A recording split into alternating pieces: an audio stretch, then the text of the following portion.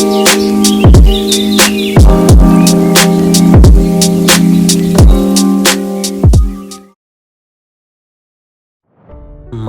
පිනවීම කියන එක අද දවසේ අපි දන්නවා.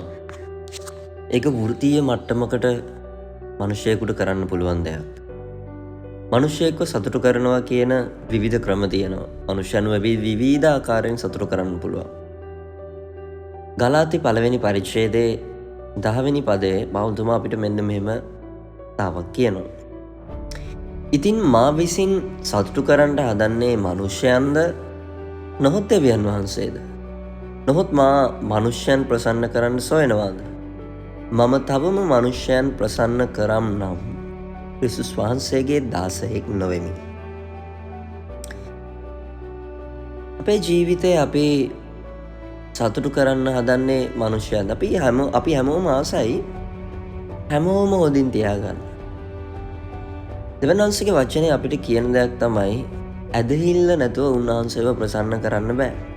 ඇදහිල්ල නැතුව උන්වහන්සේව සතුටු කරන්න බෑ. ඇදහිල්ල කියලා කියන්නේ සරලවම දෙවියන් වහන්සේගේ වචනයට ඔබ කොච්චරක් දුරට ප්‍රතිචාරයක් දක්වන මිනිසෙක්ද? දෙවියන් වහන්සේට ප්‍රතිචාර දක්වන්න සහ සමහර වෙලාවට ඒකම ප්‍රතිචාරයේ මිනිසෙක්ට ඔබ දක්වද්දී සමහර මිනිසයන් ඒකෙන් සතුටටපත් වෙන්නේ නැහැ. සමහර මිනිස්සුયો ඒකට ආස නැහැ. ඒක නිසා මගේ සෙනෙහවන්ත සහෝදරයා සහෝදරිය, අපේ ජීවිතේ දෙවියන් වහන්සේ ඔබව කැඳවලා තියෙන්නේ, මාව කැඳවලා තියෙන්නේ දෙවියන් වහන්සේව ප්‍රසන්න කරන පිණිස. ඔබ දෙවියන් වහන්සේව ප්‍රසන්න කරන මිනිසෙක් නම් දන්නවද කාලයත් එක්ක මිනිසයන්ට තේරෙන්න යනවා මෙයා මේ කරන්නේ හොඳ දෙයක්ද නරක දෙයක්ද කියලා. ඔබ දෙවියන් වහන්සේව ප්‍රසන්න කරන ජීවිතයක් තුළ යනවා නම් කවදාකවත් මිනිසෙකුට වැරද්දක් වෙන්නේ නැහැ අපේ අතින්, ඔබේ අතින්. ඒක නිසා මිනිසයන්ව සතුටු කරන්න ප්ලෑන් හදන්න එපා. හැමෝම හොදින් තියාගන්න ප්ලෑන් හදන්න එපා.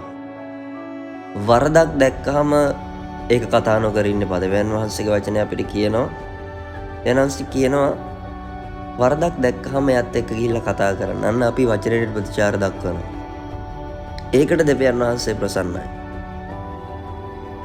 හැබැයි ඒ වරද අපි එයත් එක්ක කියන්නේ නැතුව වෙන අයත් එක්ක කියලා ඒ මිනිස්යන්ව සතුටු කරන්න යනවනම් දැනද මිනිස්සෙක්ව සතුටු කරන හැම මොහොතකදීම තවත් මිනිස්සෙක් ඒ වෙනුවෙන් දුක් වෙනවා.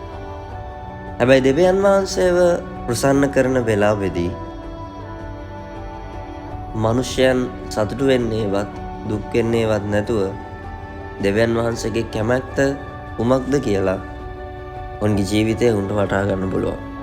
ඒක නිසා ඔබ දෙවියන් වහන්සේ ගැන කතා කරනවා නම් දෙවියන් වහන්සේව ප්‍රසන්න කරන, දෙවියන් වහන්සේ ජීවිතයේ අංක 1 වන, දෙවියන් වහන්සේ තුල ඉන්න ක්‍රිස්තුස් වහන්සේගේ දාසයෙක් වන්න. ඒ නිසා මේ දවසේදී ක්‍රිස්තුස් වහන්සේගේ සේවකයෙක් වෙන්න. මිනිස්යන්ට සේවය කරන්න උත්සාහ කරන්න එපා. ඔබ සේවය කරන්නේ මිනිසෙක්ට නෙමෙයි. ඔබ සේවය කරන්නේ අහස පොළොව මැවූ දෙවියන් වහන්සේට. ඒක නිසා අද අපේ ජීවිතේ අපි තීරණයක් ගමු. මිනිසයන්ව නෙවෙයි, දෙවියන් වහන්සේගේ වචනයට ප්‍රතිචාර දක්වමින් දෙවියන් වහන්සේව ප්‍රසන්න කරන ජීවිතයක් අද දවසේ ගත කරන පිණිස දෙවියන් වහන්සේ අපට ආශිර්වාද කරන සේක්වා. යේසු පිහිටයි.